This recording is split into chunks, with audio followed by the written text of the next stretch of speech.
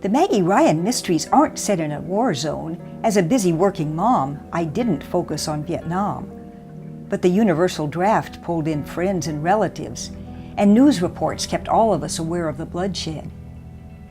Vietnam looms over my characters, too. The book with the strongest connection to the war turned out to be the sixth book of the series, set in 1975, when the war was officially over.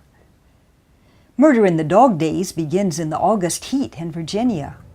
Nick O'Connor, Maggie Ryan, and their daughter are visiting Maggie's brother and his wife Olivia, a reporter.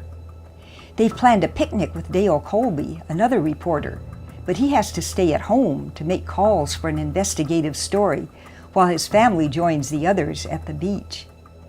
When they return, they find Dale in his locked study, bloody and very dead. I thought I was writing a straightforward locked room mystery for Maggie and her family, but I drafted only a couple of chapters when Detective Holly Schreiner strode out of my subconscious to investigate the case and announced, "Hey, this book is about me." I saluted her, tore up what I'd written, and started again, because Holly was right. Official declarations don't end wars for combat veterans. Lost buddies, lost limbs, and often the terrors of post-traumatic stress keep the war alive.